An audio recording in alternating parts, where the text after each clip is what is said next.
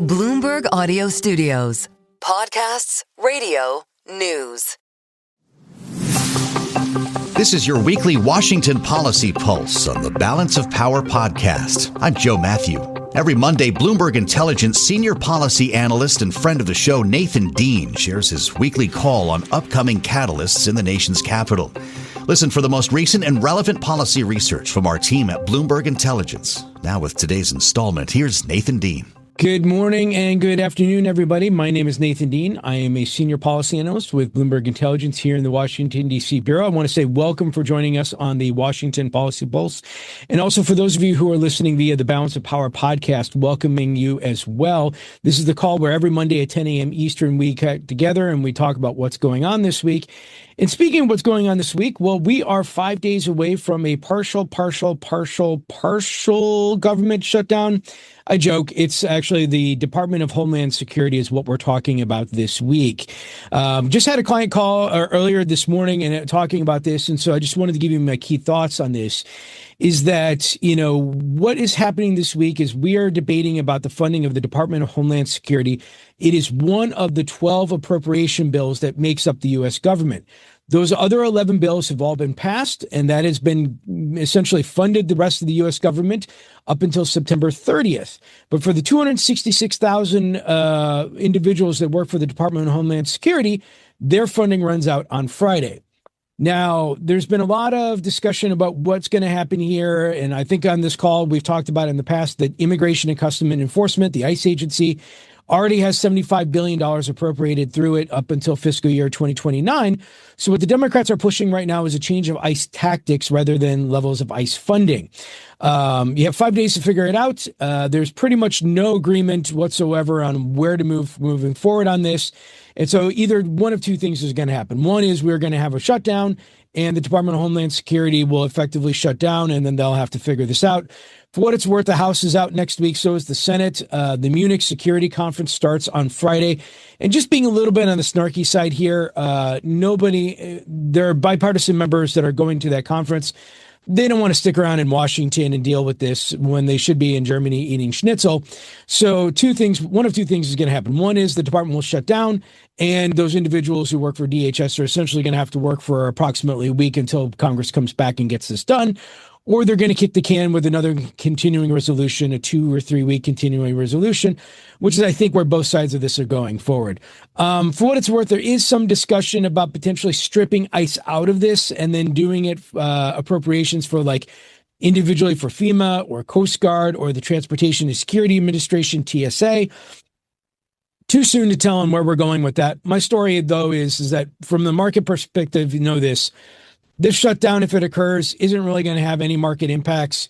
And for clarity's sake, in terms of BLS reports and other data reports and other things like that, you can essentially say that we have clarity through September 30th of the rest of this year because the rest of the government is funded. I'm going to come out and say that there's not going to be a shutdown in September 30th because nobody wants to shut the government down 1 month before the midterm elections. You're probably not going to have a shutdown during the lame duck period. Where I'm going with this is that you probably have until March 2027 until we have the next significant shutdown threat. So we should also point, though, is that for every single moment that Congress is focused on DHS funding, it's a moment they're not talking about other things like housing and crypto. Now, the reason why I bring up housing is that's going to be the next big push you're going to see coming out from Congress. Just this week, the House is going to most likely take up and pass a bill called the Housing for 21st Century Act. This comes out of the House Financial Services Committee.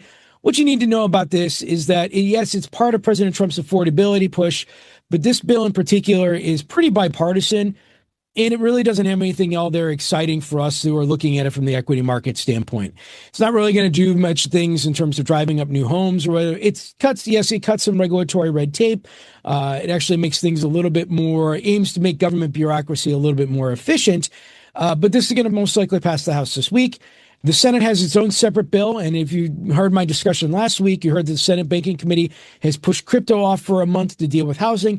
That's what the Senate Banking Committee is going to be looking at is housing for the next month, and then they're going to come together and try and reconcile it.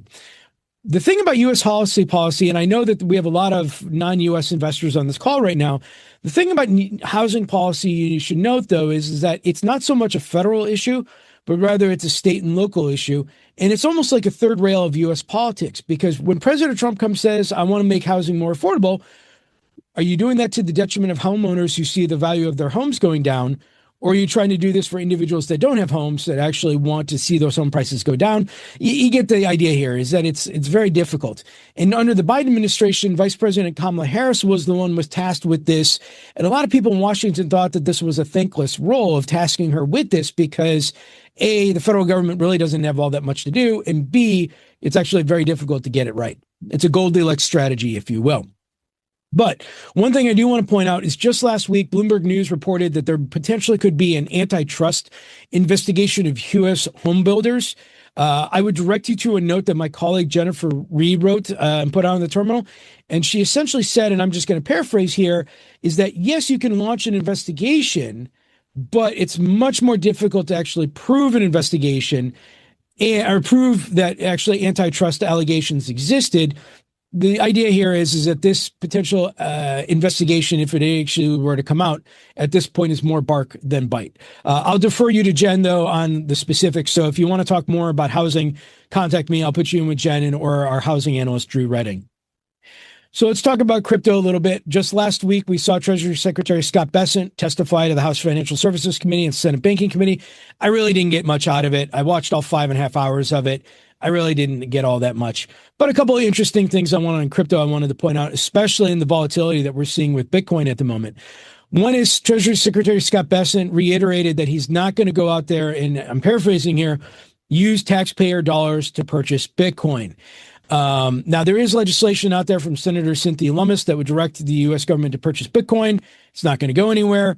When Treasury Secretary Scott Bessent says he doesn't have the authority to do that, it's not going to go anywhere. For what it's worth, I actually think they do have the authority. I think they could use the Exchange Stabilization Fund to actually go out and purchase new Bitcoin. But I don't think it's going to happen. My note is 30% chance you're going to see a change of this in U.S. policy. So if you're looking for any type of relief for Bitcoin purchases, it's not going to come there.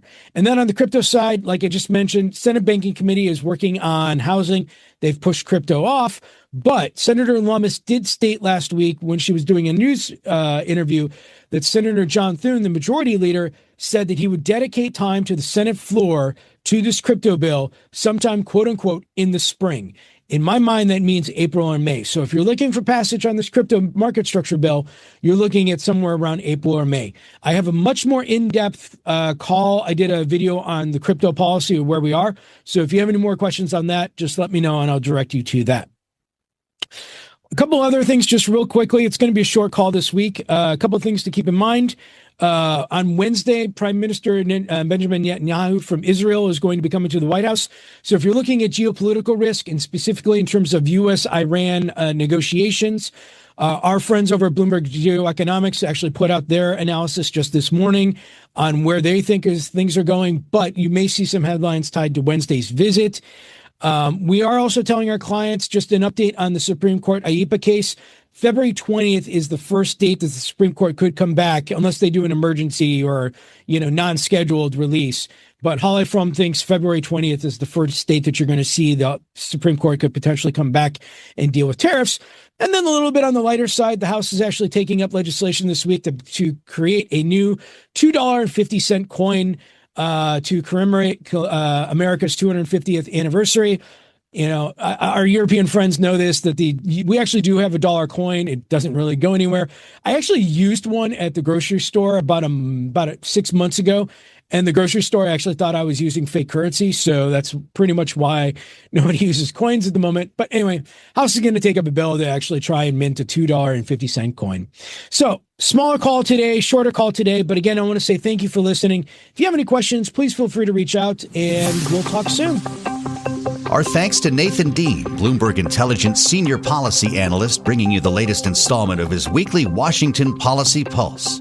For more from BI or to join this call live each week, you can email Nathan at ndean@bloomberg.net. That's NDEAN@bloomberg.net. And come back to the podcast later today for the latest edition of Balance of Power.